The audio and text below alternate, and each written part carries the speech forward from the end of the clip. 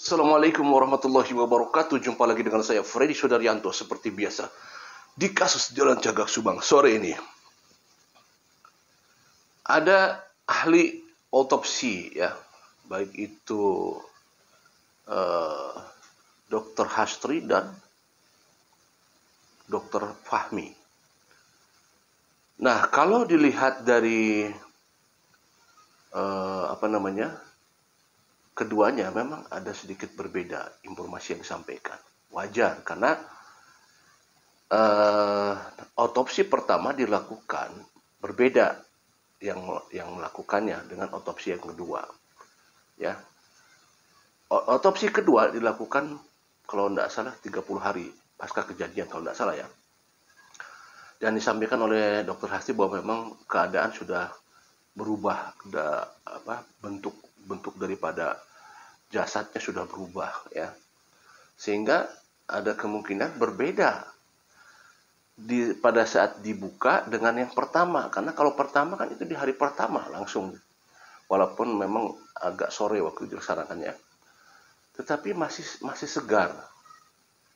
Nah, tentunya yang selama ini kita dengar adalah hanya dari Ibu Dr. Hastri. Sementara dari otopsi pertama kita tidak mendengar bagaimana bentukan-bentukan setelah adanya otopsi ya. Seperti itu. Di media kita tidak dengar. Dan di persidangan sekarang kita dengar betapa memang kita sampai miris sebenarnya kalau sampai kita lihat dengar apa yang disampaikan oleh dokter di otopsi pertama. Itu betul-betul kita merenung sejenak, miris betapa keadaan korban yang sangat-sangat tragis gitu ya. Keadaan korban yang sangat menyedihkan, sehingga kita berpikiran betapa begitu sadis pelaku dalam kasus Subang ini. Ya, karena apalagi sampai retak tulang dan otak. Sampai ya saya tidak ini ya, biar nanti dokter saja yang kita dengarkan. Tetapi ini kan sangat luar biasa. Betapa apa yang mereka lakukan di TKP betul-betul di luar peri kemanusiaan. Betul-betul ini lebih-lebih daripada apa ya? Karena rusak. Bayangkan, ini sampai rusak sekali nih. Terus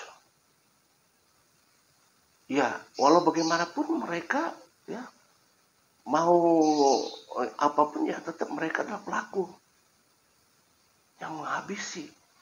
Mereka adalah pelaku yang menghabisi. Ya, nggak ada alasan apapun, mereka adalah pelaku, nggak bisa ditolerir. Ya. Kita dengarkan lebih jelas biar nanti lebih apa ya? Kita dengarkan saja ya, ini dokternya. Saya boleh membaca? Silakan. Karena saya udah lupa nih. Iya. Ini udah 3 tahun yang lalu. Mohon izin mungkin supaya tidak terlalu panjang, saya mungkin akan langsung ke bagian kesimpulan. Ya. Akan saya bacakan untuk hasil kesimpulan pemeriksaan luar dan dalam untuk Ibu Tuti Suhartini.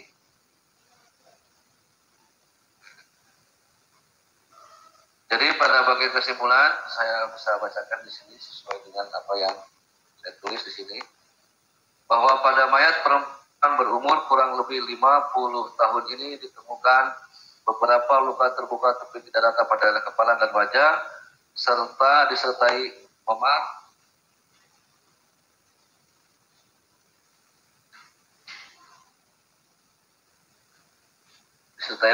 kemudian patah tulang tengkorak, memar otak, robeknya selaput keras otak, dan resapan darah pada kulit kepala bagian dalam. Selanjutnya pada pemeriksaan organ dalam ditemukan adanya tanda-tanda yang sesuai dengan tanda-tanda hipoksia atau jaringan kekurangan oksigen pada hampir sebagian besar jumlah organ dalam. Kemudian di sini disebutkan bahwa jadi lukanya jelas apa ya? Kalau yang berdasarkan pemeriksaan ditemukan bahwa mayoritas seperti yang tadi disampaikan ada di kepala dan di daerah wajah. Jadi kalau saya membaca di sini mungkin ada luka di daerah lain, tapi pada saat pemeriksaan saya nggak temukan. Karena prinsipnya pada pemeriksaan luar jenazah itu kita periksa dari atas sampai ke bawah. Jadi kalau ada yang miss, saya pikir sih karena ini kan masih bisa tampak dengan kasat mata. Jadi kemungkinan insya Allah tidak ada yang miss. Jadi apa yang ditulis di sini itu memang sudah kesimpulan yang memang kita sudah melakukan seleksi terhadap pemeriksaan luar. Saya lanjutkan, mohon izin Pak Hakim. Kemudian sebab matinya pada orang ini adalah akibat kekerasan tubuh pada kepala yang mengakibatkan patah tulang tengkorak, memar otak, dan hancurnya sebagian jaringan otak. Jadi kalau saya gambarkan di sini bahwa adanya kekerasan tumpul di kepala ini, saya sudah sampaikan kepada penyidik pada BAP awal bahwa ini tidak oleh kekerasan yang minimal, tapi kekerasan yang sangat hebat. Ya, artinya kalau tadi ditanyakan mungkin nggak oleh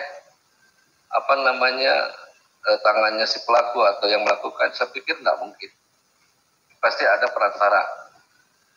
Ya, sebelum dia sampai ke tangannya si pelaku, pasti ada benda atau alat yang sebagai perantaranya, mengingat sebegitu hebatnya kerusakan sampai hancur. Ya, sampai isi mohon izin saya sampaikan. Otaknya sampai hancur terburai. Otaknya sampai keluar. Iya. Dan bahkan pada pemeriksaan, saya mohon maaf saya sampaikan begini, karena memang faktanya.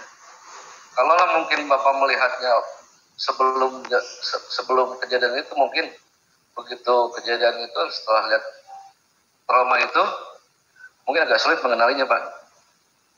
Karena beberapa bagian wajah sudah tidak terbentuk karena saking hancurnya tulang tengkorak itu hancur berkeping. Itu saya temukan pada kedua jenazah tersebut. Dua-duanya sama? Iya. Kalau disebutkan sama, mungkin saya tidak salah ya. Tapi ya mendekati kurang lebih lah. Kurang lebih. Kalau persis mah enggak. Tapi di area kepala. Itulah. Polanya mirip-mirip gitu.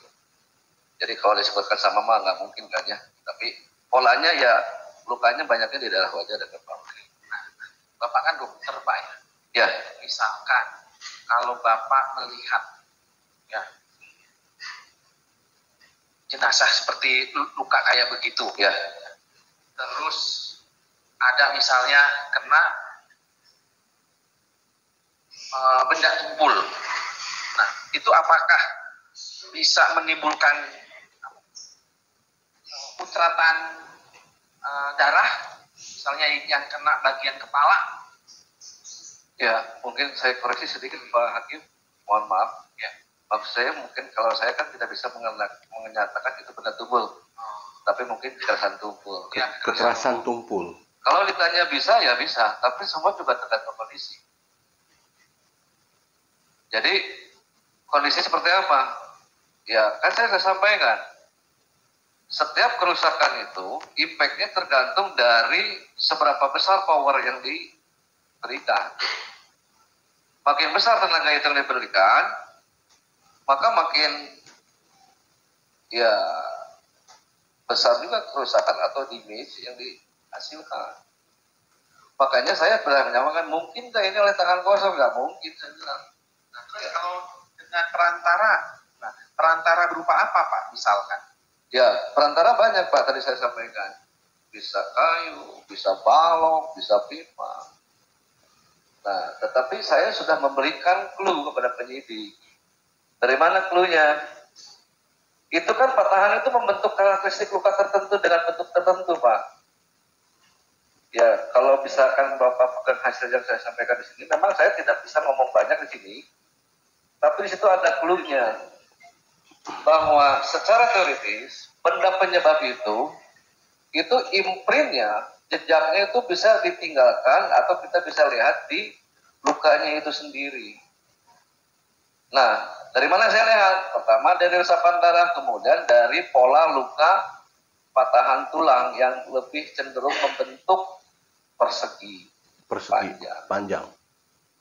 Nah, tapi tadi saya tidak mengatakan itu oleh apa, tapi clue-nya ada di situ. Jadi Dokter Fahmi tidak memberikan informasi masalah alatnya, tetapi memberikan clue bahwa memang ada bentuknya kotak persegi panjang. Bukan oleh barang tumpul, tetapi kekerasan tumpul yang disampaikan oleh Dokter Fahmi. Tapi kembali lagi tadi disampaikan sampai terburai. Ini betapa kerasnya ya, bisa dibayangkan betapa kerasnya hantaman benda itu, yang karena tidak mungkin kata ini kalau pakai tangan kosong, ini harus ada penyertanya, perantaranya. Saya nggak bisa membayangkan begini. Apa ya? Ini kan brutal gitu. Kalau kita bayangkan brutal gitu ya. Sampai dihabisi, sampai tulang tengkoraknya hancur berkeping-keping, tadi disampaikan, sampai terburai dalamnya. Kekerasan yang sangat luar biasa dan power yang sangat luar biasa ini. Dengan itu pada saat melakukannya penuh dengan emosional itu. Terus kalau kita lihat di rekonstruksi orang-orangnya, ya kita tahu orang-orangnya adalah itu ya, DYMAA. Artinya apakah mereka melakukan itu memang penuh dengan emosional? Ya jelas pastinya, karena ada kekuatan yang sangat luar biasa sampai pecah, sampai retak. Ini yang kita miriskan, ini yang apa ya? Ini udah jelas ahli forensik dan ini fakta persidangan bahwa memang betul-betul pelaku sangat-sangat biadab. Assalamualaikum warahmatullahi wabarakatuh.